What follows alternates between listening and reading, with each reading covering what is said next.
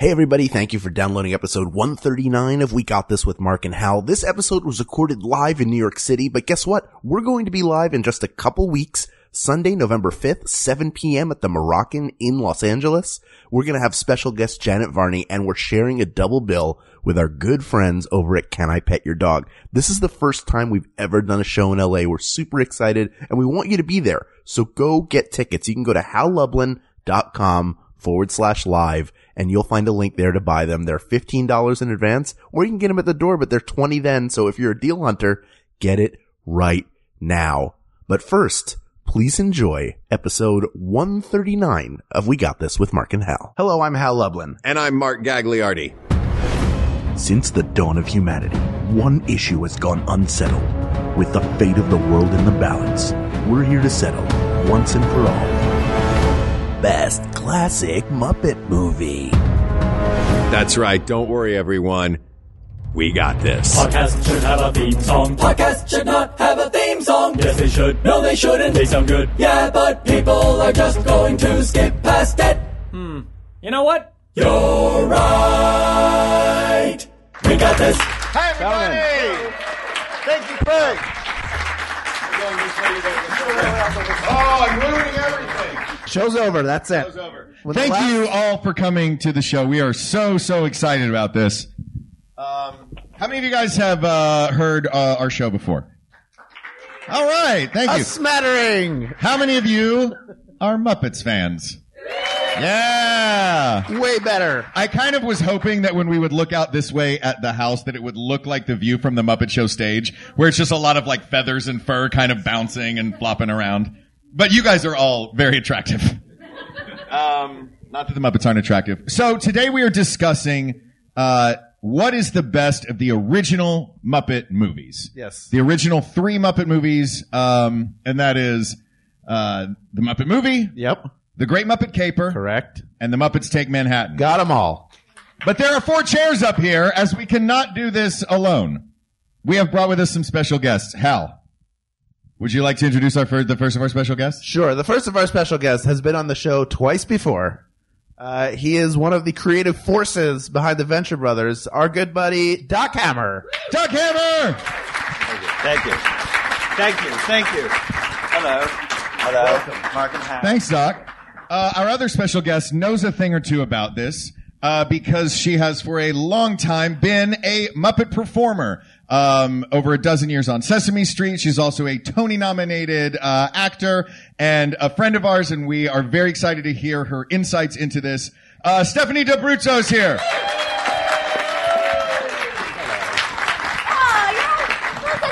Yeah, please. For a lady. What lady? I would have stood for you no matter what sex you were. Aw, I just want to say that. You're very It's inclusive. nice to be treated like a human being on the planet, right? Yeah. Are you usually Refreshing? usually treated like a puppet on the planet? No, I'm just saying, I think in 2017, we need to treat our fellow Earthlings like fellow Earthlings. Amen. There we to go. that. Treat everybody the way that the Muppets treat each other. That's right. They hit each other all the time, but they love each other at the end of the day. That's right. That is. Yeah. And It's they in the blow them Muppets up when writing they- Bible, I think. Yeah. Yeah. So before we go into this, into really launching into talking about these 3 movies in particular, let's just talk about our relationships to the Muppets themselves. I mean, as a thing. I grew up on the Muppets. Yeah. I dated New Zealand for 10 years. That's my relationship to the Muppets. Did not end well. You broke No. his heart. One day I just opened my front door and there was a fish, and written on it said, "It's over." And that was the end of my relationship. No, And then I the also... fish boomeranged back to him. I was going to say, I'm surprised it stayed there. Yeah, Yeah. when I went to grab it, it flew back. No, the first time I was ever on television, I was 5 years old. I went on the stage at the Comedy Works in Philadelphia to do a bit in something called Double Muppets Hold the Onions. So NBC at the time was showing 2 episodes of the Muppet Show back to back, and in between they would go live to the Comedy Works in Philadelphia. This is just the local Al, NBC did your, affiliate. did your wasn't parents NBC, put you this- into this, or They did. or were you a kid that's like, I got to get myself on stage? They put me into it, and my mother was like, "Here's the joke you're going to tell," which was a very long and convoluted, terrible. I was like, "Just let me tell a quick, like a 2-line joke. That's all we need." But she had me tell like a Spalding Gray monologue of a joke, and You can see in the video, which if I can, I'll find it and I'll post a link to it. You can see at the end. You don't want to just tell us the joke now? No, I'm not going to tell the joke. Okay. We have a limited amount of time here today. But I'm wearing a shirt and tie and jacket, and my mother is in the audience holding up the sweatshirt I get to wear when I'm done. So as soon as I'm finished, I hide behind the host, Bob Nelson, noted comedian Bob Nelson. I start taking off the shirt and tie and then run off of the stage. Because I could not stand to be dressed up. A sweater was a carrot for you? Like we will take you out of the monkey suit. You don't have to wear that suit if you just tell this long, convoluted joke. That was it. She literally dangled it on a fishing pole Yeah. in front of Bob Nelson. To get me to take it. So that, yes. I've been working with the Muppets for years is the point of that story. Yeah. But yeah, I grew up a huge fan of the Muppets, and the Muppet movies came out when I was a kid. So I went and saw them all in the theater, and they had a big impact on my childhood that's carried on to this day because I've never matured. There you go. Doc?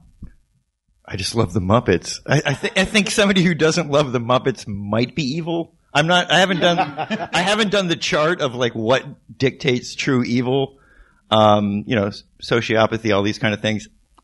Do you not like the Muppets? What's wrong with you? Do you hoard guns and not like the Muppets, or do you just not like the Muppets? Do you kick your dog and not like the Muppets, or do you just not like the Muppets? So I just love the Muppets. And I think when I was a kid, there weren't as many options for brilliance. You had terrible, like He-Man, and then the Muppets. Yeah. So it was a clear choice that the Muppets were these living, breathing things. And I also got to find out about all the stuff my dad liked by watching the Muppets. Because I didn't know who any of these people. Orson Welles, to me as a kid, I don't know who that is. Yeah. So all these people is like, oh, that's so-and-so, so-and-so. I don't know if you know so-and-so, so-and-so. A big fan of so-and-so. Yeah. Yeah, so-and-so, so-and-so. He was in that movie. Yeah. Yeah. Yeah. That movie With you the saw. girl. So it was another thing where I got to watch something with my dad that wasn't Star Trek and we could bond. Right. And then he would let me wear the sweater. As long as you made it through the movie? Yeah, no, if I made it through. It was weird that he made you wear a full Yeah. suit to watch films. In my day, when we went to the cinema, we dressed up. Yeah. Nowadays, everybody goes The whole in suit shorts. was one object. It was like a zipper in the back, and I would just get into it. Can't change the tie, can't change the vest. Just put on the suit. What about you, Stephanie? You seem to have the closest relationship with the Muppets of any of us on stage. But it was the same as you guys. I mean, I grew up with the Muppets. I was born in, I'm sorry, I'm going to give my age, but I don't care. I was born in 1971, so like the golden era of Sesame Street was starting. I wanted to go to Sesame Street on vacation, even though we were too poor to take vacations. It was sad for many reasons. But I like, seriously, I knew on some level, even when I was 3, that I couldn't meet Bugs Bunny, but I could meet Big Bird. Like, and I knew that thing in the Bugs Bunny suit was not the real Bugs Bunny, but I knew that Big Bird was real. Yeah. So I was a big fan of the Muppet Show. I remember going to see the Muppet movie, like, friends' birthday parties and things like that. And then it wasn't cool anymore to like the Muppets when you hit, this was, What? Well, okay. It was a different time. It was before the internet. And you didn't have, other people in the world that you could connect to and say, I like this. I secretly like this too. So when you're in middle school and high school, you're kind of like, I guess I like them. No, that's for kids. But then I started babysitting again. Well, okay. So I remember turn on Sesame Street. I'm a junior in high school, and we had a large window, in our living room, and it was the first time I'm watching Bert and Ernie dance myself to sleep, right? You all know that great song where the sheep are taking Bert out of the bedroom, and I'm laughing at it. My mom comes in, and I'm like turning off the television. Somebody's in here. Someone's in. Yeah, that's exactly right. It was the saddest juvenile tale ever that I went, and I was afraid that a neighbor was going to look in the window and see a junior in high school watching Sesame Street. There's something cool about the idea of watching the Muppets be an act of rebellion. Yeah. Like that was your rebellion because they're anarchists. It kind of was. Then now I go to, I'm in college, and we all revert to the comfort foods of our youth, and we're watching Warner Brothers cartoons with different eyes, and and I was watching the Muppets and Sesame Street with different eyes, the eyes of a performer. And all of a sudden I'm like, wait a minute, that guy doing that voice is doing that character too, and that guy's doing that one. I want to do that. I want to do that. And so I taught myself how to be a puppeteer. And and long story short, I became a Muppet performer. And I've been on Sesame Street since 1993. Those people didn't like my story. They're leaving. So, No, the story's good. They're like, oh, this thank is you. the I Muppets? appreciate that. No. But I'm glad you got over your cool fear. Because let me tell you. Oh, I didn't care about it. When you become I a found my puppeteer, tribe. you are like, you're up there with magician and uncool. Yeah. Yeah, I know. Muppeteer is like Yeah. the same level of awe as Supreme Court justice. Yeah, it's just not cool. I like to say we're if like you become a step successful, above mime. You're cool. On the ladder, like a step above mime. above mime and birthday party clown. I'm telling you, in the respect, you tell someone you're a puppeteer, I mean, that's the punchline. Yeah. They're like, how do you get paid though? Yeah. Are you also an accountant? Oh, I have relatives who still ask me, Wow. How's it going? How's it going with the puppet? so do you have a real job? You watched Sesame Street, right? No, I mean, now is different, but when I was starting out in those first few years, it's like, so what are you really gonna do?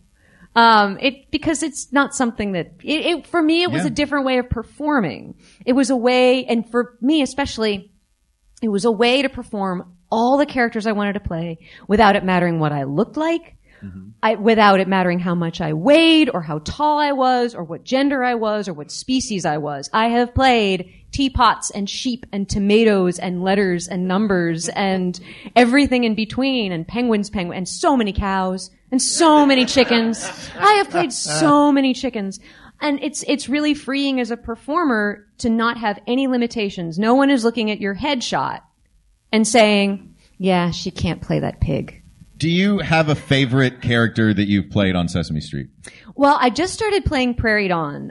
Fran Brill, the great Legendary Fran Brill. Prairie Dawn. Yes. Fran Brill, whose puppeteering shoes are upstairs in the exhibit, if you haven't gone up there, as well as Prairie. I saw those at massive platforms. Yeah, because Fran's short like I am, and when we work standing up, we need something to equalize I just our want to height. wear them. I think they're cool. They are Yeah. very Yeah. cool.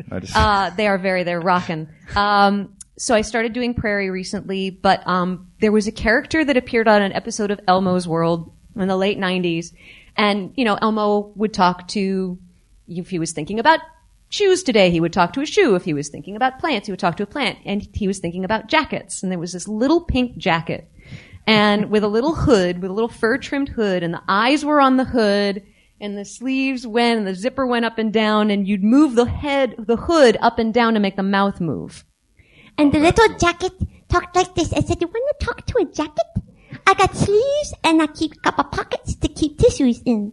And it was Adorable it was jacket. such an adorable jacket. And the writers liked it so much that they wrote it in, cause like, what are you going to do with a jacket on Sesame Street? Well, they wrote a script where Zoe, poor Zoe, no one wanted to play with Zoe, so she wished her jacket could come to life and play with her. So she called upon the jacket fairy. I'm not kidding you. What else would you do? No one was high when they wrote this script. Right. This is what we do on the show. Why didn't she call the friend fairy? She called the jacket fairy because the friend fairy couldn't turn her jacket into a friend. The friend fairy could probably only just get her some random friend. Why didn't she just hang out with the jacket fairy? Because he was busy. He had to deal with a little quilted number in Poughkeepsie. Sure, I feel you. That was I'm paraphrasing actually, to be perfect. I'm not that funny. So I really loved, and they did that twice with Zoe and her jacket. And I love things like that because where else am I going to be able to talk about this role except here? Yeah. So thank you for asking. And where else are people going to understand it but in an audience like this? This crowd gets it. They're like, yeah, anthropomorphic jacket. Awesome. We do that all the time. Yeah. What, can you, talk for those of us who have never been, puppeteers on Sesame Street or any, Muppet, venture, talk about the process. Like, what does it look like? If I was standing in the room watching you guys shoot a scene, what would it look like? Well, we do things two ways. Sometimes on Sesame Street, when we're on the street, we're literally sitting on the ground or the floor on these little rolling scooters. Remember those scooters in gym class you used to roll around on? We have some form of that so we can move around. But we are literally rolling on the ground. Our arms are over our heads. If we are on a swing set or a raised set, we'll work standing up, thus the big shoes. And they look cool. And they look cool. Yeah. With our arms stretched over our heads, and we are looking at television monitors. The great thing about being a Muppet performer, it is the only way that an actor can actually see his or her own performance live as it's happening the way the audience is seeing it. Do you ever work at like in some elaborate network of trusses and buttresses and stuff too? I haven't done anything like that, but Because how long can you keep your hand up like that? Well, I remember in class we'd be like, I gotta hold it up with my arm. It's so hard. Well, it's hard. You know what it's harder to do is just stay stock still. If you're moving around and dancing, you're getting actually some blood moving. So do you ever like strap it to your head with belts? No, because you have to be able to come down. You have to be able to look like one of the rookie mistakes is people just put on a puppet and they stand there and they don't actually make the puppet. The key to being a good puppet performer is knowing how to make a puppet breathe when it has no lungs. Make a puppet see even though its eyes don't work. Make a puppet, you actually believe that puppet has vocal cords even though they are your vocal cords. So you have to stay constantly in a little bit of movement, in a little bit of motion. Jim Henson called it playing a game with the audience, and you guys referred to it on the last podcast, a magic trick. And it's true. It kind of is, because we're creating an illusion. Puppets that don't have feet, the way we move to make them look like they have legs that are hitting the ground, and sometimes we add sound effects to that.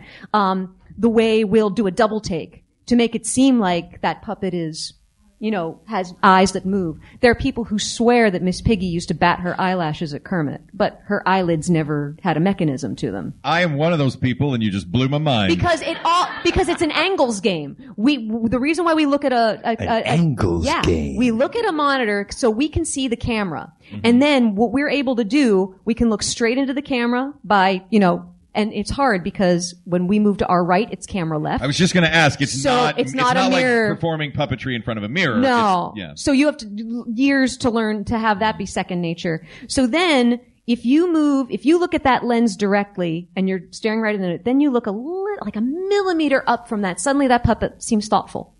And you look a little bit down and suddenly that puppet seems pensive or depressed.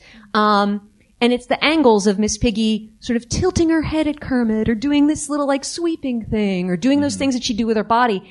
Those things make up for the fact that her eyelashes don't move. I don't believe we you. do these broad movements. We do these broad movements to make up for those things. I don't know which movie it was. It might have been the second one. We'll get to that. But they put on like just surprised freak show karate eyes on her. Oh, that was the first one. That was Muppet Movie. Yeah. Scary. I know. I was freaked out by it when I'm like, that's not the Muppet I know. I got freaked out in I don't like change. Great Muppet Caper when all they did was take a photo of them, and it blinds everyone, and so all their eyes are just white with tiny dots. Yeah. And it was like, no, that's not what they look like. Yeah. You know, and he's, or when Gonzo said he was resuscitating Camilla. Yeah. And he said that they're now engaged, and his eyes went. Wah. Yeah. Now Gonzo has a little mechanism, so his. Oh, he's got a little mechanism, all right. Gonzo. Gonzo's eyelids have a tiny mechanism. Some puppets do have a mechanism of some kind. No, Miss Piggy does not have a mechanism. I don't believe you. But she does blink, right? She does blink. She blinks, Kermit right? Doesn't have a mechanism. Does Miss Piggy blink? Miss Piggy does not blink. I hear she blinks. Frank Oz does blink. Okay. He's got many mechanisms. Okay. But he's a man of many mechanisms. Frank Oz has these little scanners in it, so when one eye blinks, the other eye blinks automatically. Right. But to suffice it to say, when we're working with our arm over our head, we have to make sure that our heads aren't in the shot, so sometimes we're ducking down like this. And our hand, I like to say dominant hand. Usually it's the right hand, but there are some left-handed puppeteers who puppeteer with their left hand. So Jennifer Barnhart likes to say dominant hand. So your dominant hand is in the puppet's mouth. Well, the left hand is sinister, you know that.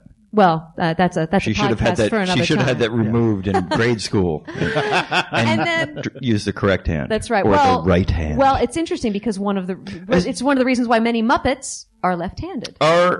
They also play guitar left-handed. They play guitar, and that's why. Because a puppeteer's left hand is working that arm rod. Yeah. Yeah, just as thrilled as I was when Kermit would actually go to a higher chord, his hand went up.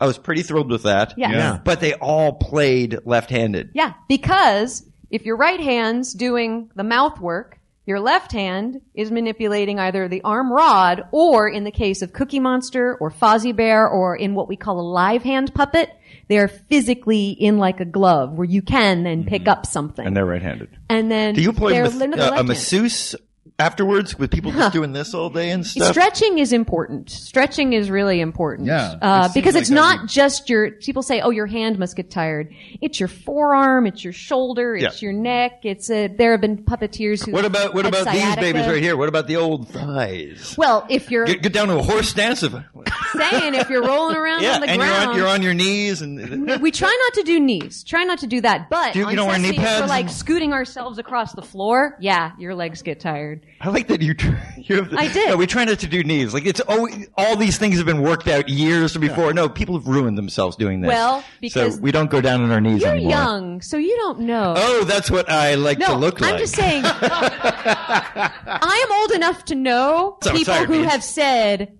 take care of your knees. If you do nothing else in your life, take care of your knees. Oh, no, if that's your why knees I'm on the elliptical and the not rest running. of your life is Hal, nothing. right? Yeah. I'm always I was born on an elliptical. Yeah. And I will die on an elliptical. I'm not going to go run. I got to keep these Probably next beauties week. going. Low impact is key. No, knees and back. Don't ruin them now, But kids. there have been times where, you're Also, tempted the to sun.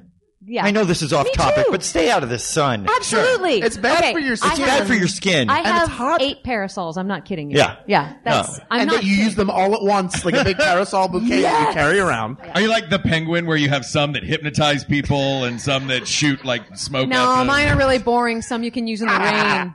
Well, I'll And tell you some what. are just pretty. Since we started talking about the films a little while ago, Yes. Yeah. here's what we're gonna do.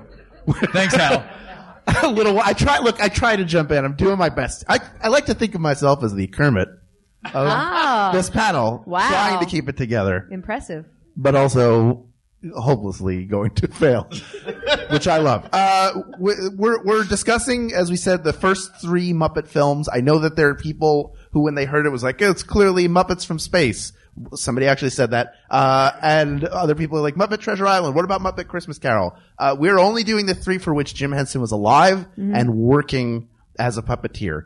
So Stephanie, who is here on this panel, has put together short trailers for each of the films. To refresh your memory. Yeah, we're going to go through them one at a time. We're going to talk a little bit about them. And once we've seen all 3 and talked about them, then we will decide once and for all which is the greatest of those 3 films. I'm sure everybody here has a strong opinion about it. Mm-hmm. I'm seeing way more Scooter than I am Kermit. Me? Yeah, I mean, when you're talking, physically, it's more of that Rolf dog thing going on. Yeah. Right? It's the animation and the way you It's move. the animation. Yeah. I'm saying in spirit. Yeah. I'm more of a Rolf. In spirit, I'm seeing a little bit of Scooter in there. I'll take it. Kermit, hey, let's put on a show, and then Scooter is, how are we going to put that show on? Yeah. Yeah, that's true. 15 seconds, Mr. Hammer. Yeah, I like to think of myself as a duality Yeah. of a man. Yeah. Hal, you were you're a going to little- keep us going? Yeah. Oh, right. Yeah, I'm supposed to. I'm the derailer of these tracks. Let's watch the first of these clips from 1979. It's the original Muppet movie. Muppet movie, huh? Let's see. Exterior swamp day. You've got talent, kid. You can make millions of people happy. Millions of people happy. Kermit the Frog! Symbol of Doc Hopper's French fried frog legs. There's $500 in it for you. You could be earning this much every year. Don't you want to be rich and famous? Not working for you, I don't. The frog is right. You're asking him to do something terrible. I can't be a part of it. I'll double your percentage. This is a narrative of very heavy-duty proportions. It's their movie. You gotta keep his little froggy self away from this Hopper dude. Too true. Too true. He touched me. Go watch. You'll get warts. No, you see, that's just a myth. That's a myth. Yes? Yes. Yes? I have a dream, too. I want to go to Bombay, India, and become a movie star. We picked up a weirdo. Ralph the dog. Pleased to meet you. We am, is, are, and be Waka waka waka waka waka. the Electric Mayhem. Myth. Piggy! Whisper sweet nothings into my ears. Motorcycle cop. Motorcycle cop is a sweet nothing? Someday we'll find it. The rainbow connection. The lover, the dreamer, and me. I've got a dream too. But it's about singing and dancing and making people happy. Prepare the standard rich and famous contract book. Kermit the Frog and Company. I've seen detergents that leave a better film than this. Oh, the film is okie dokie. Oh, man. That's the movie that made me want to be an actor. Yeah? Yeah. From when I was little. Like, that was Really? absolutely. You want to do a cameo with puppets? That was what, like, no, it was. Look at that Milton Berle go just at the end of his career, just coming on and winking to me. Man, I want to do I that. don't fancy myself a Milton Berle. An Imogen Coco, maybe. Mayhaps. No, Was it the Rags to Riches Hollywood story? It was the end of the movie. Yeah. It's we go to Hollywood. Ah. I was talking to Hodgman about this the other day, and he brought up a point that I loved, which was, it's a whole movie where at the finale of the movie is them getting some cardboard and paint and remaking for you at the end of the movie the movie you just watched. Yes. Yes. And then the whole life is a movie, write your own ending, keep believing, keep pretending. Like this, that sort of was one of those like, yeah. And not selling out. I'm gonna do this. And Hollywood. And not selling out. Yeah. To the man. Yeah. Not doing commercials. Well, look, even though they're very lucrative. we all gotta work, right? Y'all gotta pay the rent. Yeah. I'll take a job that's $500 a year. I was gonna say. I would love that. $500 a year. I could be making that much. I'll pay you $500. Also, what a villain in this. Oh. Yeah. Well, this is the man who won an Oscar for what, a 10-minute role in Best Little Whorehouse in Texas? I mean, Did he really? Yeah. Charles Durning? What? No, nominated. He didn't win. Nominated. But still, nominated for a 10-minute role. Come on. Yeah. I mean, this is a man who he appears on a screen. Yeah. And you want to know what's up with him. Yeah, but for me as a kid, after the movie was over, I just replaced him with Boss Hogg. Really? Yeah, Interesting. it just flipped. It's like the dyslexia. Oh, sure. I've written You mean words like- with sixes in them as B's. You mean like So Tom I'm ready to Gosling? flip any person into another person. So I'm like, boy, what a great episode of the Duke Boys I just saw. I thought you were going to say That was amazing. I like how Kermit was on the television show with the Duke. I couldn't. That was amazing. In a Studebaker. Because it had that kind of like, oh, I'm wearing all white and This isn't my favorite Muppet movie. Is it okay if I start taking sides already? Because you certainly can take sides. Because I'd love to. I'd love to take a side right now. What do you like about this movie, Doc? It has one of the best jokes in the history of the moving image. What? Ooh. Oh my. Like a mind-blowing joke that every time I say it, little hairs stand up on the back of my neck. Like it's that good of a joke. It's like the perfect song, which is Bear Left, Right Frog. It is a 4-word joke that is amazing. Oh my, when that happened, I'm like, what? Who's the egg? Who's the chicken? When did they craft that? And how did they wait all that time to deliver it in this movie? I would have blown that so early. Just like burn that in 77. Oh yeah, like a Bayer aspirin ad. Here it is, boom. I can't keep it in. It's that good. But they saved a lot of things for this film. This is the first time you really got to see the Muppets out in the open. It was. So technically this is an achievement. Obviously you were going, how did they do that when with the bike? When Kermit was on the bike, I stood up and knocked over a chair screaming no when I first said no, like it's holding on because gravity now was up for grabs. It was a myth. How does everything work? Stephanie, how did they do it? Well, I want to talk about the outdoor thing. That was the first time the Muppets were shot outdoors. In fact, they had to do a whole set of 16mm camera tests with the director, James Frawley, and some of those are actually upstairs in the exhibit. You can see them. They did not know just if because that of would the work. lighting in the studio. Yeah, they didn't know if the Muppets would look like they belonged in the world if they were outside of a fake set. Okay, so how do you ride a bike? I'm not going to tell you. First of all, you might be interested in knowing that's not the first time Kermit ever rode a bike. It's the first time I saw it. Emmett Otter's Jug Band Christmas was the first time Kermit rode a bike. Barbecue, bless my spirits. Yeah. That's where he introduces the movie. He's riding a bike. He runs into a lamppost. He flips over on his bike. He wipes out in both of these situations. Right. Actually, Kermit's riding bikes. Goodness, how was it done? So basically, it's the one time where Kermit is essentially a marionette. Kermit is a remote-controlled Kermit on the bicycle. His feet are attached to the pedals. Right. Kermit is... So, one of the illusions that we have, for example, if Emmett Otter is rowing the boat, Emmett can't row the boat, but if you attach his hands to the oars and have a mechanism to make the oars go, it will look like the boat is essentially puppeteering Emmett. So in this case, as long as the bike is moving and the wheels are moving, which makes the pedals move, which makes the feet of Kermit that are attached to the pedals move. Do they just throw a Kermit and go? Like I said, it's essentially the bike was a giant marionette, as was Kermit. So it was worked overhead, and if you look very closely, you can see fine monofilament. Monofilament. When they did, do you remember the episode? I think it might have been the second movie, Caper, where everybody was riding. We're going to get to that. Yeah. What was above that? And they weave in and out of one another. Yes, and those were 2 cranes. But Jim Henson even said himself, once we figured out how to get one Muppet to ride a bike, it was actually easier to get a bunch of Muppets to ride a bike because...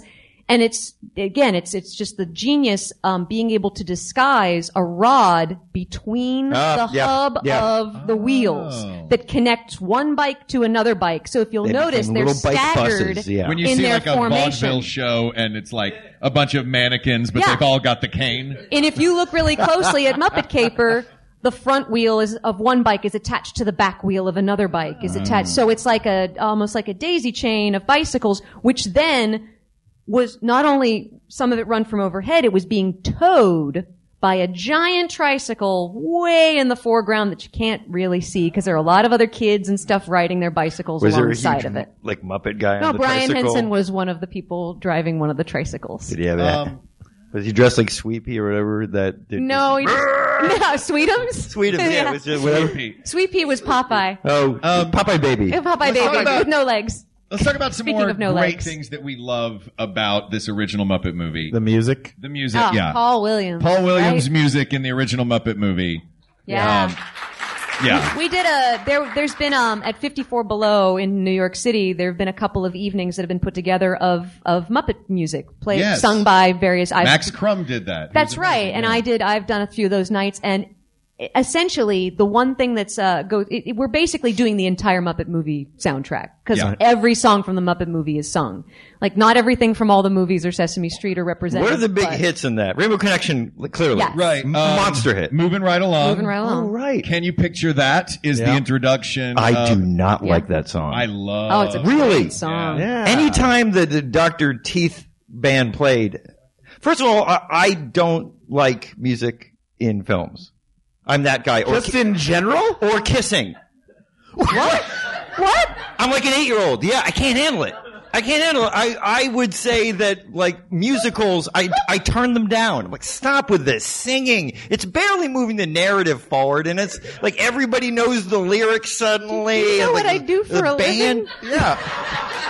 It just doesn't matter. I live in between those breaths. I'm hoping it stops happening quickly. This is Doc Hammer lives in between your breaths and all of your nightmares. Yeah. Wow. Yeah. Please, no, I don't put that am on the a pillow. thing that lives between the breath of song and kissing, and that little area of, like, I just want Neil Simon all the time. So what I want Muppets, Plaza Suite. Muppets sitting. I was gonna say. I want That's the Muppets part. sitting. I'm not offending you, am I, by saying that I don't like musicals? You are entitled to your opinion. I just feel like maybe I should leave. If I am I just don't like singing in movies. I don't. Well, strap in because we But got yet, two are other you ready films for of this? I love so many musicals, and I don't know why. Is it the challenge? Well, maybe you like good musicals. Maybe you just don't like bad musicals, Right. because there are a lot of them. There's not many musicals that I want to hear the music from, with the exception of, are you ready for this? Jesus Christ Superstar. Okay. That's I love that 39 lashes. Do do do do do do 1 do do do 2 do do do. That's cool. But everything else is like there's such moments of their time, and a lot of them don't transcend that moment, and that's why the Dr. Teeth stuff, it's so of its moment. It's that there's a guitar solo going through the whole thing, and it's too locked in its moment. So you don't like those that are but like Rainbow Connection, I can handle. It's So fine. I'm guessing that then you just don't like things that are dated. I don't like things that are dated. You like things that are timeless. Yes, because when things are dated, there's something a little too wrong with them. Things that are timeless, like a frog playing banjo on a log. I get that. That's forever. Okay. You know, since that frog came out of the primordial ooze, picked up a banjo and played Rainbow Connection, that has been going on since the dawn of frogs who can play banjos. You know, The kids are leaving. I so badly want to dig deep on you not liking kissing in movies, but at some point it will be Something that happened Tuesday. when I was like 7, and I can't get rid of it. Let me finish answering your question. I hope that something better comes along. Yes. And never before, never again. Never before, never again. I'm going to go back there someday. Great. I saw a comedy show that the only earnest moment in the entire comedy show was when she sat down and sang, I'm going to go back there someday. And it was beautiful. I loved Emmett Otter's jug band Christmas music. I remember that. That's also Paul Williams. Yeah. Something I don't like Paul Williams. He's lovely. Despite his hairline and height, he's a lovely man. I don't know him personally. He really is a wonderful person. Seems to be a lovely man. Well, he's here right now, Mr. Paul Williams. Face your accuser. Was he in that weird movie with the Falcon? Phantom of the Paradise? Yeah. We have got to talk about Muppet That's a great movies at movie. some point, you guys. This is tangentially a Paul Williams affair. No, but Paul Williams has written more music for Muppets than any other composer outside of the Sesame Street Gang. Because he wrote Emmett Otter, he wrote Muppet Movie. He did Muppets, going beyond Muppets Christmas Carol, Muppets Letters to Santa, and he was in an episode of the Muppet Show. Would anybody agree that the amount of stars that show up and do a little bit inside a Muppet movie has any bearing on the quality of that Muppet movie? No, I think it's something to consider, the quality of the cameos and maybe the number. They certainly listen, when you're making a movie, Steve Martin is mind blowing. He's great. Yeah. Mind blowing. I think when you're making a movie not knowing whether or not it's ultimately going to be received well, this is for all intents and purposes. My understanding is that a lot of this was an experiment. We don't know if this will work or not. That's we exactly believe right. it will. Yeah. So let's throw every single person we can get to appear in this film, every favor we can ask, everybody we know, and see if they'll come be in it. So it really is the kitchen sink of the Muppets from the amount of meta in it, which I think degrades over films, over the series of the films, to the quality of the cameos. I mean, it's over the series of films. Do you mean past the original 3? Just from these 3. Because when Gonzo, I think it's the second one, is going, how long do these credits last? Right. That's still amazing. It's still funny. Yeah. It's still somebody ASC calling out the stand fact for? that this is a fourth wall experience. I mean, within the story, to have Miss Piggy take a call from her agent, and find out it's a commercial, take it, and then just leave. Excuse me, and then just takes off. Bye. That's it still works. Such a brilliant bit that I'd forgotten watching it. By the way, another thing we can measure in these films is how many times I cried watching it. I cried 3 times watching this film, including in the first one, the opening sequence. Yes. When was the last time you'd seen it before this refresher? It had been a few years. Yeah. I'm going to say at least 5 years since I had just sat and watched it. Yeah. And I was on the plane to New York watching. I watched all 3 of them 1, 2, 3. So I've seen all 3 of them. I watched them all on Thursday. Wow. And I was sitting in a full row, just every once in a while, just lifting tears my in your glasses, eyes, going. I always find it really moving to see these films at a place like this. We screened these movies here. My husband, Craig Shemin, president of the Jim Henson Legacy. Craig Shemin, ladies and gentlemen. Yeah. And actually, though, it's amazing to watch a film that you've seen a bunch of times with people who've never seen it before. And you're hearing that response for the first time, and you're reminded again of like, oh, yes, it is funny. Yeah. You know, you can hear a joke 20 times and maybe not laugh as loudly, but when everyone else is hearing it for the first time, you laugh a little louder. It's pretty amazing. Yeah. And same thing, you feel the things. Yes. Harder, too. Absolutely. So we've sort of talked about the Muppet movie a little bit. We're going to talk about it more, but first, let's jump ahead to 1981. The Great Muppet Caper. Yeah.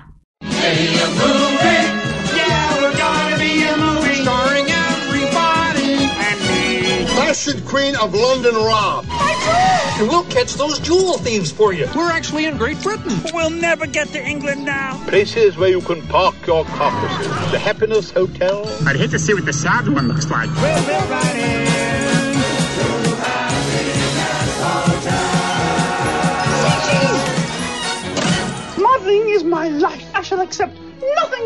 I can offer you a job as a receptionist. Lady Holiday. Kermit's got a date with Lady Holiday? Kermit and Lady Holiday, all right. That's my new receptionist dancing out there. Which one? The pig. She's sensational. 45 words a minute. About average. Hello.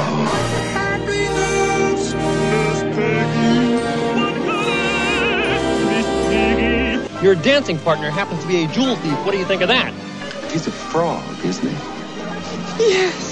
We've got to plant the goods on her to take the heat off us. Miss Piggy stole my necklace. I can't even sing. Your voice was dubbed. If we want to get Miss Piggy out of jail, we're going to have to catch those thieves red-handed. What color are their hands now? We're about to embark on a potentially dangerous mission. There could be physical violence, and there's the slightest chance that somebody might even get killed. I'm out. Next time anyone stunts, they get a double. Pig, light me up the outside of the house, dude. Just watch my dreams come I know your whole story. This is something I was born to do. Wearing my mustache. You're overacting. You're hamming it up. I am not. I am trying to save this movie. Oh, yeah? We'll save your performance instead. Would you believe it, Statler? They're heroes. Now they're going to be obnoxious. You are all weirdos. Oh, that makes me happy. That makes me so happy. It's such a great, like, I know I mentioned the end of the first movie before, but it's such a great, traveling from the end of the first movie where it's life's a movie. And then this movie begins with, hey, a movie. Yeah. So like, it's so, this meta element of it. And also the phrase, we're gonna be a movie is really funny to me. Yeah, what did you guys think? I love this movie. I love this movie. Yeah. What I love about this is this one and the one after it is Jim Henson and then Frank Oz. And you can get a sense of who they are by what they choose to show in these movies. Because who directed which ones? Well, this one was Jim. This one was Jim. And the next one is Frank. Yeah. Right.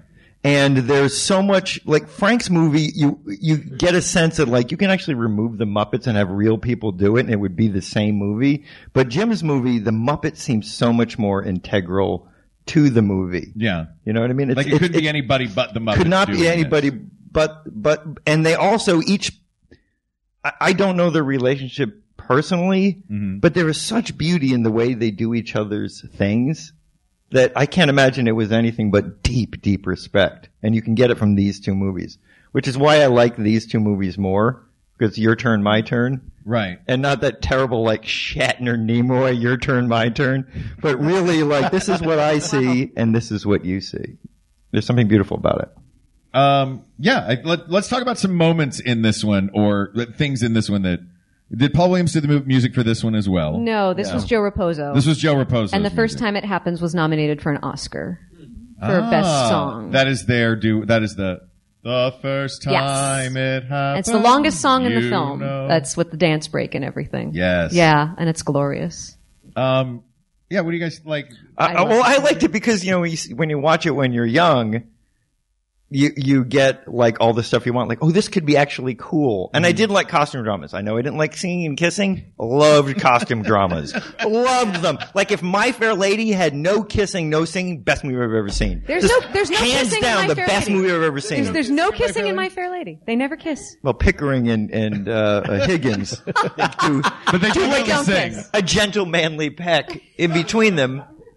As men would. Which cut did you see? This one. The one I'm working out of my head. But, I liked the fact that they come on and they go, we're going to be playing characters and I'm going to be this and I'm going to be that. And then they go to London and solve a caper in fantasy trope no time. Yeah. You know what I mean? This is somewhere between 1900 and now. But that's one of the beautiful things of it, because you put Gonzo in a trench coat with an old-timey camera, and a trench coat can be from any. And the Argyle sweater, which also shows up in the next film. I love Gonzo's. There you go. Again, I love fashion in films. The costumes in this film never get talked about, so I love that you're mentioning it. They really are beautiful. That was I look on those things a lot. Also, Miss Piggy's hair also dictates the power of a film to me. Yeah. I do love the last one, but that tight perm. It's awful. I agree. Yeah. It's not flattering to her terrible face. in the third But movie. it was It was the 1984, 80s. Yeah. and that's what Yeah. was happening. Yeah. I'm sad to report She's a from full-faced experience. woman, and that was something something that would elongate the form. That's all I'm saying. I don't know what to tell you. I was Not the big Farrah Fawcett giant waves that she had in the first one, but the second one I thought was an elegant. Yes. Waving curls. Yeah, but she got married in that terrible perm. Now what's she looking at? Her and Kermit are looking at those pictures. Like I look terrible. And Kermit, you always look the same. You haven't aged. But I look at my hair choice. Welcome to womanhood, my friend. Welcome. Yeah. My sisters. Agreed. Yeah, Kermit hasn't changed since he removed the second ruff under his neck. But since then, he just doesn't age. Deep cut double color Kermit reference. I'm Yeah. Fashion is how it goes for me. He does know his Muppet fashion. Yeah. Fashion is, yeah. No, but I was having this conversation with someone that no one talks about the costumes in this movie, and like the three Charles Grodin's ladies, Carla, Marla, and Darla. Yeah, those are in amazing. that scene Oh, by yeah. the elevator, they have little hat pins with their initials on them. If you look closely, there's a little C, a little M. Yeah, it's adorable. Is it because the whole thing is happening with a fashion designer? You've got Some of it, but I think that this movie is a love letter to Hollywood. It's a love letter to old school Hollywood musicals. Yeah. It's all the movie tropes are there. Mistaken identity, jailed for a wrongful The reason, Busby people Berkeley. the Busby Berkeley, people breaking out into song, the kinds of dances, the getting ready for the big date dance, the Fred Astaire moments, the denouement. I mean, and it's funny, the big water ballet, the fantasy moments. Every trope in the TCM, that you'd see on TCM is hit with this movie. And this movie really is an underrated movie musical, whether be it Muppet or non. It really should be held up with all of the great classic films, of the 50s. This hits all of that, and it's shot beautifully. Yeah. It's shot Yeah, it with looks that good. in mind. So the story Looks good. hits it. The costumes hit it. I think that's what I was saying. The costumes hit it for that reason. The shots hit it for that reason. And the jokes land really well. The idea that Kermit and Fozzie are twin brothers. Yeah. And No only one when can they tell wear their apart. hats. That's right. And then Jack Warden saying, "I knew your father," and then shows a picture monster of both of them. Fozzie Yeah. and Kermit. And that's the other trope, the grizzled old newspaper editor Yeah. trope that's in every movie. Like, I love that. They hit all of those beats. I want to talk briefly about one of my favorite elements of this movie is the Happiness Hotel. The Happiness Hotel, just because the Muppets in the first movie left the Muppet studio or the Muppet Theater, and they came out into the real world. It was the first time you're seeing Muppets in the real world. And then they go to London and they find a place that is like a Muppet haven in the real world. Because you don't see the rest of the movie. There's not a ton of Muppets elsewhere, but the ratio of Muppets to non-Muppets in the Happiness Hotel it's where all the Muppets just wind up. There's a Muppet discount. Yeah, there's a deep Muppet discount. When the Muppets go into the real world, like they eat. Yeah. And and nobody's just like, Muppets. There's a guy under the table. And their hands are eating. Isn't that weird? Like, that never happens. Their hands are eating. Their hands. Oh, and the third film, do you remember when Kermit, I'm jumping around, Kermit goes into like a Sardi's and puts his picture up. Yeah. And goes and eats and tries to cause that, what was the whisper panic or whatever he called it? Yeah, the whisper campaign. Wouldn't they do that even if he didn't put his picture up? Like, that's Kermit the Frog. He's made out of like felt and stuff. And there's a guy under him. But in New York, you see that every day. I mean, that's not necessarily an unusual when I go eat, I'm under the table with my hand up there. Hello, can we have a... Of course. But I think But I have a sock. It's an old school sock that I like to eat with. But I think that speaks to what really worked for the Muppets back then, is that people didn't look at it as an odd thing. That none of the actors in those movies said, well, you're a frog and you don't really look like a frog. Right. You look like a puppet frog. You look like a Muppet. Like, He does not look like a frog. No, he doesn't. But they'd say, Doc Hopper would say, the frog's right, the bear's right. And people believe it, and that helps the audience believe it. And in these films, nobody did a wink wink. And speaking of nobody doing a wink wink, can I just say Charles Grodin is the perfect villain in this movie. He's great. But also, there's never a moment where you don't believe he is in love with that. Oh, yeah. Yeah. His Because he is commitment- staring into those blinking eyes. Those plastic eyes that don't move. No, there's a but they mechanism sparkle. If you notice, there's a little diamond and the little crystal in there to catch the light. I did notice that. Then I started looking at the other Muppets. Yeah. Going, do they all have a little light refraction? And then I started thinking, like, there's every big name Muppet realize, you have Link Hog, whatever his name. Link Yeah. Hogg, yeah. Real eyes. Everybody's working with little black dots. Gil, Jill, little, Yeah, they have all the other pigs. Kermit's better eyes. Yeah. That's how you know you're in the presence of a star Muppet. They don't have little black eyes. Even Julius Strangepork has the beady eyes. Yeah. So he doesn't. He's like somehow he gets to hang out with the full eye pigs. Yeah. But then, full eye pigs. Yeah. His mother was a full eye pig. What so do they you accept know? him You're not with him. But then Floyd has tubes. Yeah. Yeah. And No, he doesn't. Janice's eyes are closed. I'm always looking at Janice's hair. Yes. The greatest. Well, first you look at it, you're like, I know what that feels like. I know the texture of her hair, because the other ones you're like, oh, I know what Marabou feels like. But that you're like, I think my dad had a spool of Janice hair in the drawer next to the sink. It's that special cording. And then you're trying to see how that little ponytail is working, and that might be knotted inside her skull. And you're not wrong, I'm sure. Yeah. I mean, and then you want to touch it in your mind.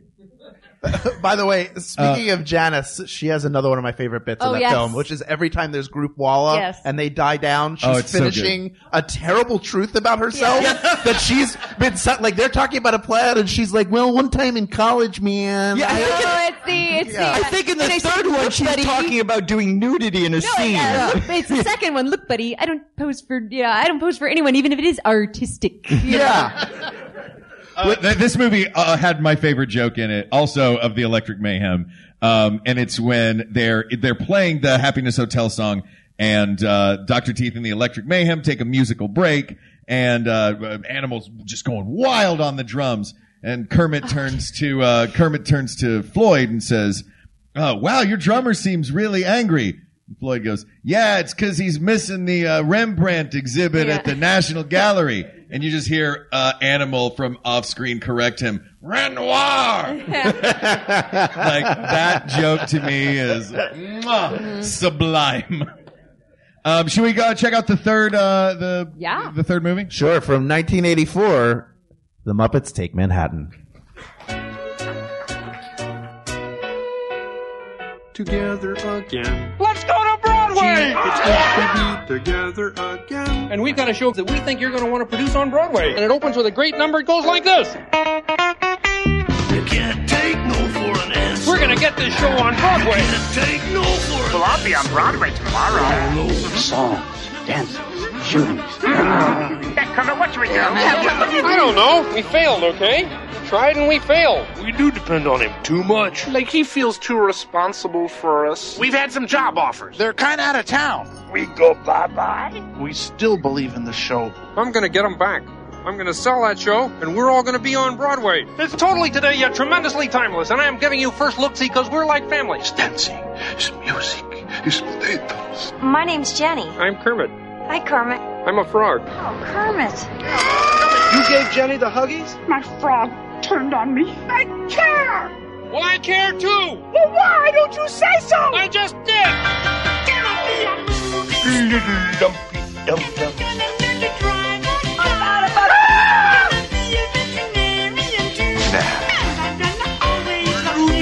So put some Jell-O down your pants. But I want to produce your show on Broadway. Tell Piggy she's going to be a star. He's New York. He's playing. He's dying. The writer and the star of my show is missing. You have amnesia. We have got to find Kermit. I'm looking for a frog who can sing and dance. If he can also balance the budget, I'll hire him. The show must go on. It's Kermit! We have a show to put on. Your show, and it's opening tonight.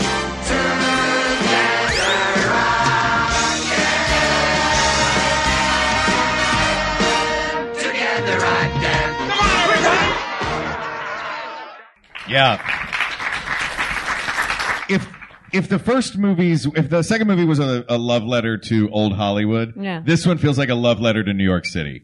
Yeah. Would you guys agree But with it that? still has the same, let's hit every trope we know. Literally, let's put on a show and let's take it to Broadway, which of course New York needs that. Like, let's do a show by Hicks in college about what they think New York is and put it in New York. That's exactly what we want to see. They're going to have a real fresh take on Manhattan. You know, I always joke about imagining what the reviews the next day were for Manhattan Melodies. I just think about, we don't really know if the show is any good. I think it would be terrible. I think Dabney Coleman, when he says, and there's shootings involved with this, and they're like, there's no shootings, there's only friendship and love, he might have had a point. Like, can we put, at least a car chase in it? Which I also don't like in films. I don't, which is another reason why I think the first one has too many car chases. There's too many car chases. I would love to see you put a car chase on a Broadway stage. They just had a car chase. Did they really? Yes, in Groundhog Day. Did they? If you guys saw Groundhog Day, it was brilliant the way they did it. They did an overhead vertical view. Oh. So they had people come out with cars on sticks. Yeah. Aim them so the sticks are parallel to the floor, and what the audience seeing looks like an overhead view of a few city blocks as the cars are making their way around. It was gorgeous. I love good stagecraft. That's amazing. No, a car chase on a stage, I would love to see. In a movie, I don't want to see it. It's boring. So French Connection is not your bag. You don't like that? There's a lot of talking in French Connection. And no kissing? Do you just fast forward through a lot of it? If I know what's going to happen at the end of the car chase, yes, I will fast forward. I will go, prepare a snack. I groaned when I was watching the last Star Trek. I'm like, I can make so many snacks. There's not enough talking. You're talking apples and oranges car chases in the last Star Trek there. Well, that had car chases. It just, they weren't cars. And it was motorcycles. Car chase as a metaphor for action that I know the conclusion of. I see. Right. Like in all And Star physically Wars. a car chase. I also don't want to watch cars chase each other. Every Star Wars prequel. Right. Except for Rogue One, which it didn't have as many car chases in it. There are fewer metaphorically, quote unquote car chases. Yeah. The other ones did have a lot of car chases and physical car chases, but that has nothing to do with Muppets. Can I songs from this one? Yeah. Can I give an unpopular Jeff hot take Moss. that's tied to the music by Jeff Moss, which I actually like? I really like the music in this I one. cried at the beginning of this film and the end, just in case you're keeping score. Did not cry during the Great Muppet Caper. This, I will tell you, this is my least favorite of the three. And I feel like Muppet Take Manhattan. Yeah, I feel like the Muppet Babies number, which I know a lot of people love, completely is in there just as a device that I don't care for. I would remove that from the movie. What is the device? It's a lot of fun. Did you think it was a spin-off device? What did you think that device was? Because it was not designed to create the cartoon. It was not designed. No. So what was it? It was just a device like, hey, we have this number, let's do them as kids. And the thing is, what would it be like if we were kids and met? And then, okay, first of all, are they siblings in this nursery? It is weird. So probably love? Are they all orphans? I don't know. We don't know. But it's imagined. I know. I understand what you're saying. Like when Miss Piggy goes, if we met as kids, I would think that they would be in high school. Yes. But instead, they're infants. Yes. And they're in some sort of weird camp of Muppets where they're just kept into this one. You don't know why they're there. Wow. You want my theory? Does it matter if we want it? Fozzie's a robot in that scene.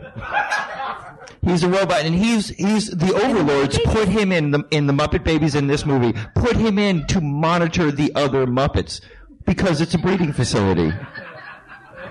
Why Fozzie?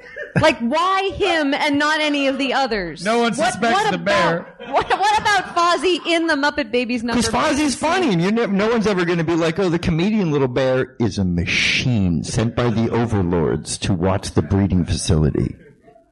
You know it's a fantasy, right? It's my fantasy. That Fozzie inside of that. Because I have this same opinion. I do love this movie. Yeah. It might be one of my favorites, actually. Okay.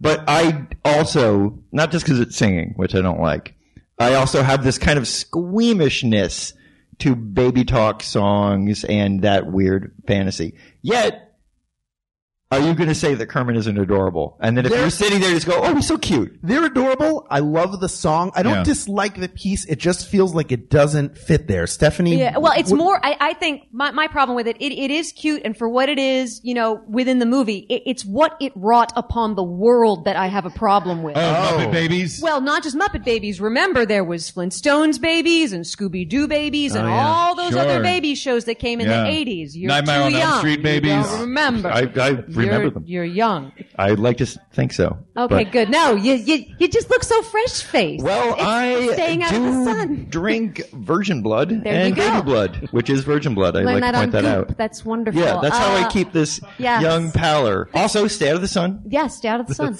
But seriously, like what the Muppet Babies wrought upon Saturday morning, it sort of makes me feel terrible inside to know that chronologic progenitor of that. Yes. Let's make everything babies. Yes, because it wasn't until the success of that moment in the film that anybody thought about doing Muppet Babies the show. That was not it's the same spin-off. setting and costume. Yeah, same outfit, same but everything. it was not meant, that in the movie was never meant to be a spin-off. Right. It was just, oh my gosh, this is really popular. And I think, and Craig can back me up, the reason why it wasn't puppets is because Jim was so busy with other things. He was busy pre-producing Labyrinth even at that time. Can we hate something for what its imitators did? It was something so good and so powerful that everybody wanted to try it. Yeah. So it's hard to hate this. If it spawned nothing, there's still a quality about it that I'll tell you why I love this movie. For a moment there, Kermit the Frog is dead. Just for a moment, Kermit the Frog is dead. I think he's just unconscious. They don't show unconscious. He's unconscious. No, there is a moment. There is a moment there's a car accident. There's no light. And then they're talking about what happened to Kermit. What a mind can race and wander and go, they just killed Kermit the Frog. No, because you see his head moving. That's very important. That's that thing she was talking about before. You don't want to keep it still. That's right. You got to give it a little life. He has a little life, and if you notice the shot, he's made a frog. The wind can make his head do that, and I'm too busy in a panic to look to like go back and go. My job. It's okay. It's okay. I'm just saying that I'm watching a film, and I'm not. Does he have a pulse? I see Kermit on the road. I hear car accident. I go, they killed Kermit. But that's what I'm saying. That's what we do to make you think that Kermit actually died. We make you believe he was alive to begin with. Okay. There it is.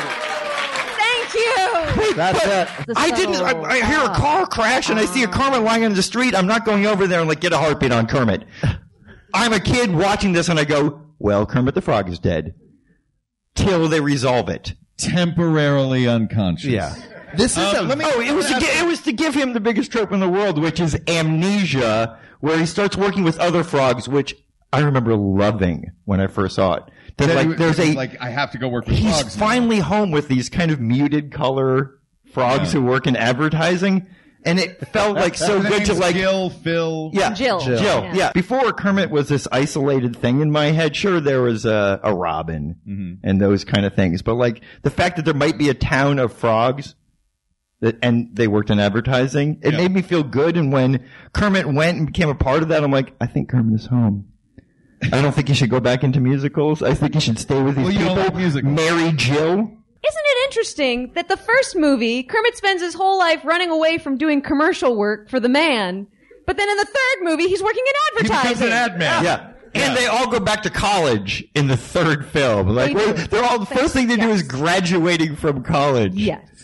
From theater school. Yes. Theater school. Yeah. Is that what it was? Well, it was college, but they were doing a show. From Danhurst College? Yes. The fictional. It does feel like I loved all three of these movies, but this one to me, it does feel, the plot of this one feels like they tried to fit in every trope that they hadn't used yet in a movie, or every plot device. So the plot for this one, it just seems kind of all over the map to me. It is a little weird. But I think there's a lot to be said for the very unique pacing that it has. Because there is something slow and gentle about the pacing of this film, where it's not boffo. It really is an un-boffo film. Right. That there's something beautiful about that these Muppets can take a pacing that you would barely use for like live action stuff that they do with puppets, I think is really unique and gets you deeper into, oh, these aren't puppets at all. Yeah. These are just the characters that we love in a film.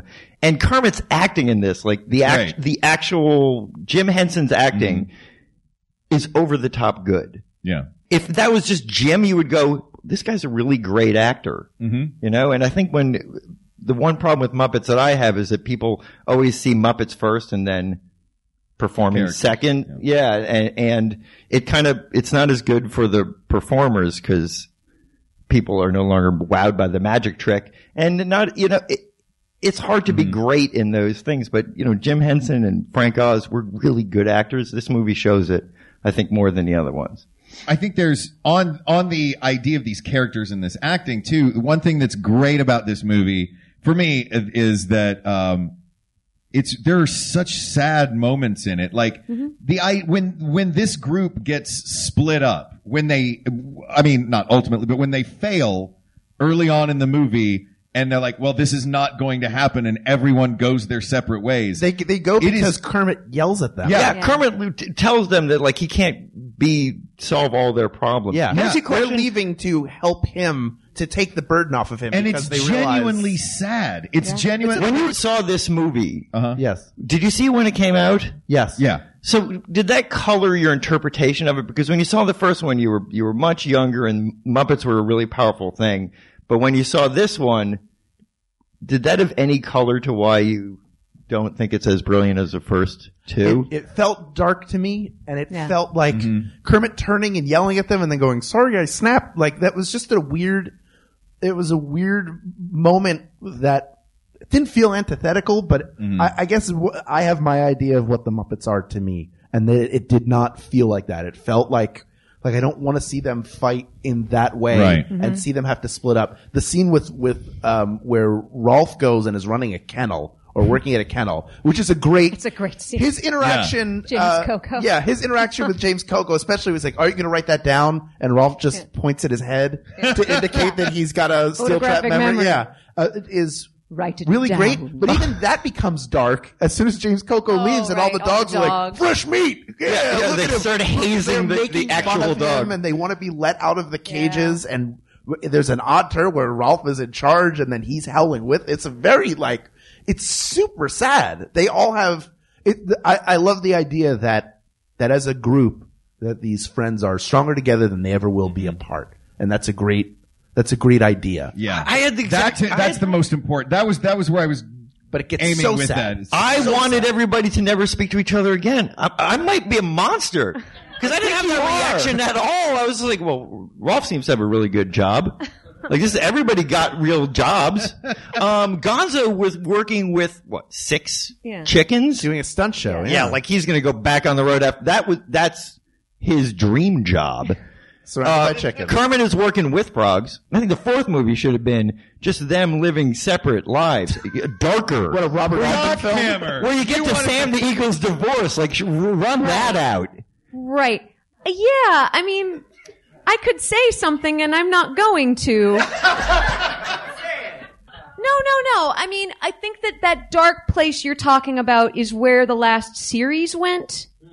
And I was not happy when that series started. And I think that was what the Muppets is about. Positivity. The Muppets has been about making your own family. Right. No, but I'm saying that the great thing about a Muppet character is that it has all the emotions that we share. We identify with them. Right. And they have to be able to be sad in order to be happy. You have to have failure in order to appreciate success. Right. You want the dark and the light. You can't just have tinky, tinky, tink, we're happy all the time, because then that would be condescending and juvenile, and that's what people sometimes misconceive the Muppets as being. Right. So it's only when they get to those places you that like are real. when this one goes a little dark because it gets light again? Well, because things are learned. And it's not darkness for darkness' sake. It's not dark for cynicism's sake. Because like you said, they chose to go their separate ways to help their friend. Right. They thought they were being a burden on their leader. And it's a step right. And there's nothing cynical about Strife. This is something where they genuinely feel like, oh my gosh, we're taking advantage of him. We rely on him too much. I entirely agree with you. He'd be better off. I didn't love the moment where Kermit, yelled at him when I was a kid. Yeah. But at the same time, as an adult, I can appreciate hey man, the characters have to grow. And this, I think, was the attempt at, let's see where these characters are going to go. We don't have a Muppet. This was the first film that was done after the Muppet Show ended production. Oh, wow. So, because Muppet Caper, they were in their last season of the Muppet Show. So this was probably the big experiment of where are these characters going to go? I don't think that when Jim created the Muppet Show, he thought this was going to be a forever thing. No, I would totally agree. But this also has, although it has a big split, the ending of this movie is the marriage of Kermit the Frog and Miss Piggy. I was just going to ask you about that. The ending isn't really an ending. I think that's a dramaturgical flaw in the film. Right. It's not an ending. Also, it is not terribly realistic that Kermit is going to go up on stage and end his Broadway musical debut getting duped by Miss Piggy into actually marrying him with, oh, sorry, here's a real priest. Yeah, I think it's one of those things that if you let yourself go on this journey temporarily, you can get caught up in the suspension of disbelief. It is very pretty. It is a beautiful very wedding. beautiful scene. It's got every Muppet known to man. There's a lot to distract you from the dramaturgical flaw that's about to happen. Does that feel like fan service? Because there are so many people who enjoyed that coupling. It was like, they should get married. And now you're seeing, because to me that feels like we're not going to make more films with these characters. We've given you the ending that you want, and now we're going to take a break. There was a conversation when Frank did the panel here a couple of weeks ago. Frank actually said it was a great way to see what would happen with the characters moving forward, because you could argue they were really married. There was a real priest. It wasn't a real marriage. It was a movie that we made. So it was a musical inside of a movie that they made. Because bear in mind, these aren't really just movies for movies' sake. No other actor lives their life as the character outside of a film. Even someone playing James Bond is not going on the Today Show saying, so James, what about you and Moneypenny, huh? What's going on there? Right. But when Kermit and Piggy appear on a show, they are going on as characters. The characters live outside the shows and they live outside the films in a way that no other characters But do. Kermit and Piggy are still playing characters within a movie. Right. So Characters in a movie, in a play, in a movie. Yeah. So what Muppets Take Manhattan, I think, had to do for the characters at that time in the Muppets history is give something to move forward with. With no Muppet Show happening, but appearances were still happening. They still did things. They still showed up. So let's give people something to talk about. Let's give the characters a place to go. And is that the best thing to happen in a self-contained movie? I don't know. Right. But that's one rationale for that ending. It's not my favorite movie. I don't hate the ending. But it's not really an ending. Right. I remember, I've always very frustrated. You want to see what the reviews are. It's the ending of the musical, not the movie that would be a seeing. very sad ending. I have a feeling it's just going to close in a week. Yeah. By the way, I saw there was artwork upstairs for conceptual art of Muppets Take Manhattan, and in the conceptual art, I know the name that they wind up going with is what is it? Manhattan Melodies. Yes. But in the artwork upstairs, in the drawing, the musical that they are doing is called Moi with an exclamation point. That would have been. It's like on a tiny little drawing. It's just Miss Piggy on a poster, and it's Moi is the show. And I love the idea of a musical just called Moi, starring Miss Piggy. We should start trying to figure out which of these is going to ultimately win, and which movie that these fine Muppet fans are going to be watching. This can't be done. I'm going to tell you. It's got to be done. I'm going to tell you the inherent flaw. Number one, it's a little bit. It's going to be the first movie. I can smell that on this stage. You're going to believe that there are no bad Muppet movies. You want the first one. You are so wrong. You want you don't and know me, sir. I am going to take whatever film nobody else wants because that's the idiot that I am. Yeah. So should we make you choose we did first? a best Star Trek film episode, and the first thing you said was, "Well, it's not Wrath of Khan." Yeah. No, I just don't want to be who wants to be a part of that discussion? What? So what do you think the best Devil Went Down to Georgia best song by the Charlie Daniels Band? Right? Okay, bye. Let's go. You can't do that. You have to have some sort of spirit of investigation so people realize that all these films have something in them. Of course they they're do. all do. Look, so that's why I'm taking the underdog. All wonderful films. Yeah. Yeah. I'm taking the underdog. I'm just gonna always say gonna that. Now, take Mark, I would have pegged Mark as a Muppets Take Manhattan guy because it's let's put on a show and let's go. No, he's let's first all or go to second Broadway. film. I am first film. For me, it has always been the original Muppet movie. It is. Why? It gives an origin story for each of the characters. It does meta better than any other movie I've ever seen, Muppet or not. I think that the music and the songs are all perfect. It's got the perfect opening number. The Helicopter long shot. Yeah, straight beautiful. down into Kermit singing Rainbow Connection. It is to me a perfect movie. Interesting. It's hard to not accept. The songs in the first film are so good. Yep. So good. And second film, I didn't like the music that much. Third film, I think the songs are actually pretty good. Mm-hmm. But the first film, the songs are so good. Like they're part of everybody's collective understanding of music. Everybody knows Rainbow Connection. Marching bands play it. One of my favorite things to do at a karaoke bar is to choose Rainbow Connection. They call me up, they do they call a person up to the stage, choose Rainbow Connection, and then never go on stage, and the whole bar sings the song. That's great. Yeah. You choose Rainbow Connection, everybody do it, and the whole bar will sing Rainbow Connection. Yeah, so it's hard to say that, and the novelty of it, to finally see these characters that were stuck on, TV and Sesame Streets and little places, walking around the actual world, driving real cars. You don't want to pick this movie, but you can't help it. I cannot, but I have this. You can't help but pick the Muppet movie. Yeah, but when we get to the second one, I feel just as strongly. There's that. The second one was also to finally see them not play themselves was really a revelation. It was beautiful, especially for a kid. I was like, they're actors. It's this huge amount of meta going on that they're people with puppets playing in a movie about them playing characters in another movie, and as a kid you grasp it just enough to go, wow. There you go. And it meant something big, and the first one didn't have that, but it really did give you the idea that they're real. The movie goes off and they're still really walking around and stuff, and that's pretty good. But the second one, I think, had all those kind of things, and it had the stuff that I loved when I was younger, which is, intrigue and costumes. No kissing. Not as much kissing as other films would have. Very few car chases.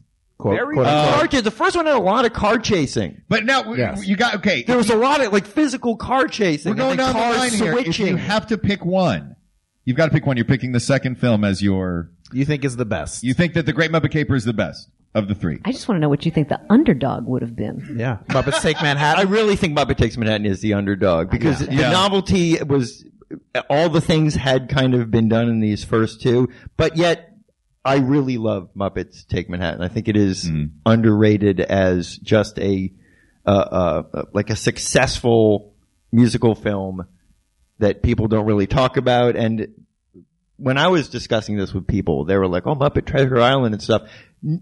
Muppets Take Manhattan, people were like, I don't quite remember that one. It really was a weird moment that it was their waning hour. Well, Burger King didn't make glasses from Muppets Take Manhattan, did they? I had the full set of Great Muppet Caper glasses. Yeah, sure. Oh, a lot of the Happiness Hotel bus wrapped all the way around the products for Great Muppet Caper. Oh, yeah. Chock full of lead. Oh, yeah. Oh, really? Oh, yeah. Oh, no. That's why they don't make those glasses. Yeah, you don't drink out of those glasses. I drink out of my Miss Piggy crashing through on a motorcycle. Whoops. In the glass or the... Also, you guys have no idea what my name is. I have permanent amnesia. Or the glass. There was something about the way those particular glasses were made with lead. That's why they don't make those kinds of glasses anymore. So which was your favorite movie? Just want to take a brief pause. That's why they were so sweet and delicious when my tongue touched them. I not only have all the Great Muppet Caper glasses, but I have all the Return of the Jedi and Empire Strikes Back and Star Wars and Snoopy glasses. My wife But and you I won't both drink need to be booze with me, airlifted but to you'll the drink nearest lead? medical center immediately. I mean, that's the tale that's told. While before my brain turns completely Sorry. into liquid and pours out of my ears. Sorry. Stephanie. No. I'm What diehard. are your Like, thoughts? I wanted to do this particular panel because I have very strong feelings about Great Muppet Caper. Here I we think go. is one of the best films. She likes Caper. I do. And I'll tell you why. Okay. So, Muppet Movie is a classic and the soundtrack is glorious and it does have some of my favorite music in it, but you look at it and you can tell it was an experiment. They weren't even using the best film stock. And as good a quality as we can get restored, it still has this grainy, not independent looking film, but it does have that independent film. Caper, my gosh, every penny it is so beautiful in every way. It is so meticulous. I started counting the number of shots in some of these. In first time it happens, 2 verses and a bridge go by before there's a cut because it's all about the movement that's happening. He uses human extras and Muppet extras beautifully. And I mean, come on, just the writing is sparkling. And then you have these scenes with John Cleese out of nowhere. The you have super a scene slow, weird John Cleese scene. with Peter Falk out That of is an nowhere. amazingly long. That has no point. But it's, No, that I love. It's brilliant. I love that. It was like the movie Incredible. stops for a second. You Yeah. get to watch That's Peter right. Falk talk to Kermit. And he says, we're trying to do a movie here. Yeah. You know, and Peter, yes, exactly. The cameos in that film are there for a reason. The songs are great. The musical numbers, each one of them is a gem. Oh, and okay, the thing that I was going to tell you about in the other room about Yes. process and puppeteering. So of all the things in that film, the bicycle riding and the underwater ballet and all the dancing and the tap dancing and this and that, what do you think is the hardest thing that had to be done in that film? Oh, yes, I was remembering this.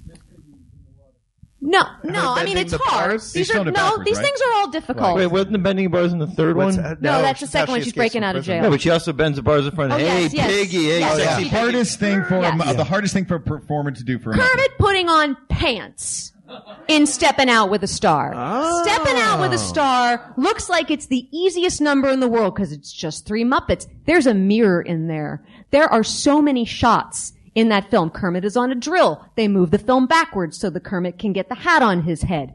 Kermit puts on pants. Now you think about Oh, don't get mad at what? me. No. That's just. I've been that's not mad at you for an hour. I know. Somehow I walked into a wall. And No, I that's know. not But you. Kermit, I can't put on pants. That's not you. That's I just have my problems with that general- too. I get the felt hands. That's just my general righteous indignation about don't you realize what is involved with rods and assists and people, but like Kermit, he doesn't have live hands, so you can't use that. Those feet have to be attached to some sort of rod. The pants have to be attached to something. And he does it in such a way that I guarantee you no one who is not a puppeteer has ever thought twice about that moment where Kermit is pulling on the leg of his pants. But Wow. for any other actor in any other movie, that'd just be something you'd gloss over. It's 3 puppets in a room. Because most of them put them on one leg at a time, just like That's every right, other just like person. every other. Also, Kermit is I've no different. never had an opportunity to do a movie where I'm like, why am I not wearing pants in this movie? That's right. But, well, that's the other thing. Maybe that's why Kermit doesn't wear pants. Yeah. It's because they're way too hard to put on. But it's little things like that where, that number, for a long time, even for me, seemed like a throwaway number. And then after I became a Muppet performer, I look at that through totally different eyes. I'm like, there's a lot going on there, but it's disguised to make you believe that nothing is going on there except Kermit getting ready for this date. And that's what movies do better than anything else, and that's what the Muppets do better than anything else, is create that illusion. You don't see the effort, you don't see the sweat, you don't see how many people had to make that happen, because it's all happening out of the shot. Anyway, I feel very strongly about the beauty of Caper. I like that. So And I right could now, watch it over and over. it's 2 for the Muppet movie. No, I think I'm going for the last one. He's Manhattan. So does that mean we're not a wait a minute? necessarily. We have one person for each movie. I get to pick. Yeah. I get to pick. I just if you Hal, what movie is Linda Lavin in? Linda Lavin. She is inches away you from are not selling. Yes. Please. No, it's all about three Linda of you, Lavin. It's all about Linda Lavin. Listen, you know allow how me to- close she was to Kiss My Grits? Inches. That could have been hers. I get it. That could have been hers. There's a Scorsese connection from Alice Doesn't Live Here Anymore to Right. Alice. And there's Linda Lavin playing a doctor. Brooke Shields? You want some Brooke Shields? Here she is. I don't. Where do you want those things? Okay. I'll tell you where to put them. The last I'm one. Angry at him. I'm not. But let's take Manhattan. Have these things. Allow me for a moment to relish this great power that I have in this room. I think I want to change mine. I can tell you. Do you want a lot of rats working in a restaurant? No. Where are you going to go? Don't want that. You're going to go to Manhattan with right. the Muppets. That's what you don't want. Have you met Hal? He hand sanitizes after washing his hands because his hands might be dirty from touching each other. All right. These are very clean rats. One of them has a tattoo and fur. Solve that riddle. The one that looks like Shipwreck from G.I. Joe? Yeah, he's got like the anchor. I will tell you, I've gone back and forth ever since I found out we were doing this. Because the one that was my favorite from childhood I thought was the best. And then I rewatched them and I thought that another one was clearly the best. And then over the course of this conversation, I was swung from my current position, what was my current position, to what I'm going to pronounce now. Wait. Yes. I'll give you one more pitch. Are we really going for a consensus? Look, we generally don't just vote for this show. We'd have to find consensus. But if we wanted some consensus. Stephanie was quite persuasive. Allow me. She was persuasive to me, but I don't have a lot in life. This is my moment. Okay, you know what? You're right. She made an excellent point with the experimentation of the first one, making me think that's another reason. Great songs. It was the great experiment. Yes. It was, absolutely. It was the great experiment. That makes me want to put my vote over to that one. Can I change it now? To the experiment one? Why would not? Well, I'm switching mine also. No, I want one. Okay, what do we got? You want two? Yeah. I'll take one. I think the bottom line is how really. Here's what we're gonna do. I'm gonna put a seal on this. This has been a wonderful walk through not only both of our guests. Delightful. For the people who stuck it out. But also the Muppets. You have all the power. Here it is. In the time we've been here, children have been born. Yeah. These are all kind of seminal films in pop culture and in Muppet lore. And while the third one has great numbers and is a loving letter to Broadway, that is not the best Muppet movie. It has Linda Lavin in it. I was really expecting your chair to go flying backwards, remote control style, and you just get shot back through the thing. Which leaves the original. The curtain comes down. The Muppet movie, The Great Experiment, or the love letter to all film, particularly classic film, The Great Muppet Caper. Mm-hmm. So it is to me to say, people of the world. Oh, here we go. It's very exciting. The greatest Muppet film of all time combines meta, humor, and music. Not fair, you're describing all three. To some perfect alchemy of what the Muppets are and what they stand for. But you forgot about the costumes. It's the Great Muppet Caper! The greatest! The best of all the Muppet films. Look, the Muppet movie is great. It has the best music, right? Yes. Oh, inarguably. Yes. It is a great film for the Muppets getting together. But for them to have to make another film, to not even try to top it, but figure out where to go next, and to have them continue that meta and make a movie together is brilliant. The John Cleese moment, which stands out, is brilliant. All of the appearances by celebrities, the cameos, as you said, they serve a purpose in the film. And also, Miss Piggy diving into water and then emerging. Yeah. I mean, come on. This really is Miss Piggy's it appeals movie. to the Bugsby Berkeley lover in every child. Exactly. Hey. All those kids out there were Busby Berkeley. Yeah, huge Bugsby Berkeley fans. But this among all others, if you're a Miss Piggy fan, this is Miss Piggy's movie more than either of the other two. And she shines brilliantly in Best that film. Miss Piggy hair is in that film. That's right. Best motorcycle costume. And let's not forget Dame Diana Rigg. Yes. And how Dame Diana Rigg, she yeah. is at this, Absolutely. and how funny she is, and Yes. how funny she is allowed to be. She's wonderful.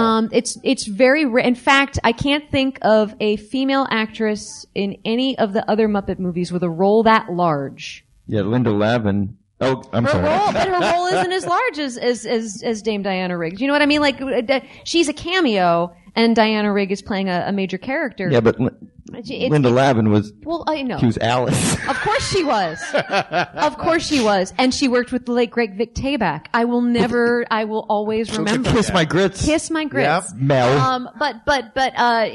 Dame Diana Rigg is amazing in it. And I also think, yes, the Muppet movie soundtrack has amazing music. It is wonderful. But I also do think Joe Raposo's music is nothing to sneeze at. I think he's underrated as a composer. I think a lot of people I have a legitimate question. Yeah.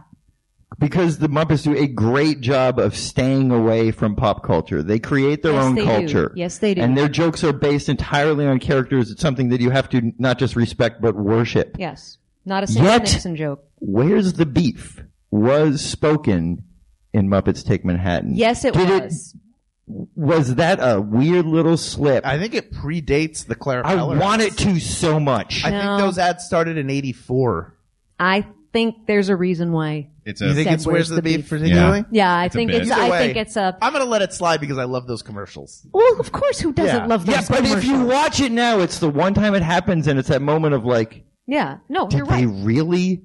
You're absolutely right. A stumble happened in this perfect machine. No, that's what makes weird. the Muppets so timeless is they really didn't. I mean, in any of the Muppet Show episodes, again, there was not a single Watergate joke. There was not a single, it was not Saturday Night Live. It was not. Completely creating their own culture and being their own pop culture was a perfect thing to do. And it was one of the reasons why that show was so successful all around the world. You didn't have to. And in repeats. Yeah. It ages perfectly. But I mean, that's why I could play in all those countries. But you have to explain to people who Alice Cooper is and stuff. It's like, well. Yeah, but I think for the most part, most of those guest stars were pretty internationally known. And I think it was the same thing with some also, of the it didn't cameos. matter. When I watched it when I was a kid, I didn't know who easily 80% of those people were.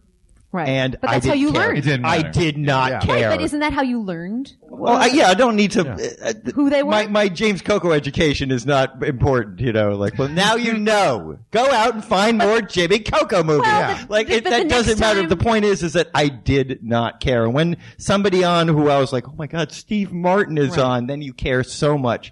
But it didn't rely on its guest stars. As a matter of fact, I enjoyed it despite the guest stars. But didn't you ever have those moments where you saw a cameo in a Muppet movie first and you didn't know that actor and then you saw that actor in something else like, oh my God, they're why I saw the Muppet adult. movie when I was this big, so most of them I was like, oh, that's From the the balloon seller from the Muppet movie. Right, right. And that's your entree into the world. Yeah. And I think that movies like that sometimes do a great service. Well, that's Warner Brothers did that too. Yeah. But This is a whole new can of worms. We're going to screen the movie here in a minute. That's right. This one is asked and answered. It's Great Muppet Caper is the best. I did not expect this, and I'm so happy. Nobody expected I am it. so happy. I really thought the first one was a shoe. It's like the Spanish Inquisition. I'm so glad we get to watch Great Muppet Caper now. Oh yeah, That's right. It's beautiful. It's a gorgeous movie. It's beautiful, It and the is digital choice of the big restoration screen. is Even if stunning. we're wrong, it's the better big screen movie. Yeah, Thank the you. high def definition. To our guests, Doc Hammer, tell everybody what do you want people to look at, check out? I don't care if they Fair ever enough. investigate anything I've ever done, but why not watch The Venture Brothers if you stay up to that hour and they're playing it? Because There you nobody go. knows when it's on. Why not? Hulu. It's always on Hulu. There you go. There you Go to go. Hulu. Stephanie DeBruzzo, what would you like? You have anything to pitch for us? We start production on season 49 of Sesame Street. 49! Next week, How yeah. many seasons have you been at Sesame Street now? Since season 25. Since season 25. Wow. 25 years on Yeah, Sesame Street. so we start that, and That is job Some security. of you might not know. I'm not good at plugging myself. I did this tiny little stop motion series a couple of years ago called Chimpy and Pansy. Each episode is less than 1 minute long. You can find them at StephanieDeBruzzo.com under my own productions. And also, I put a couple of videos up recently. Last season on Sesame Street, my friend Matt Vogel did a Facebook Live show from the Muppet Room when we were in production, and called Below the Frame. I wrote a theme song for it, which is why I like you guys, because you have a theme song. I wrote a theme song for it as soon as he told me the title. Not provoked, by the way. It was totally voluntary. And I did a couple of sort of commercials for things and videos. We couldn't shoot on the set while we were doing the show, so this was a fun way to sort of create a new way of showing you some behind-the-scenes things. So there's a little commercial for the community center and the bike shop sets on Sesame Street, and there's a little game in the style of the old school Sesame Street songs that you might remember. And there's a song, there's a little bit about different points of view, a puppeteer's point of view of Sesame Street. So those videos are also on my website. Very That's cool. awesome.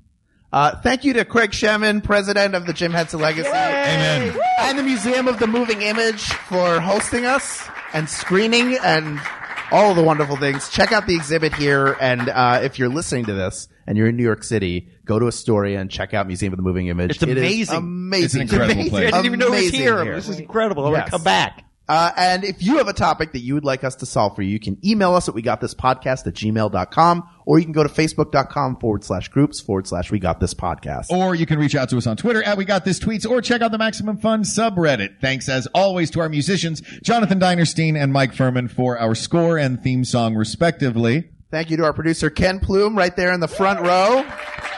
Researcher Kate McManus, QA engineer Jen Alba, and graphic designer Uri Kelman. And thank you, of course, to you, our listeners at home and or in the car, and you, our audience here in this room at the Museum of the Moving Image. Give yourselves a great big round of applause. Yes. You are about to watch a wonderful movie. If you are driving and listening to this podcast, please do not turn on this movie right now. Wait until you get home to watch it. Thank you for listening.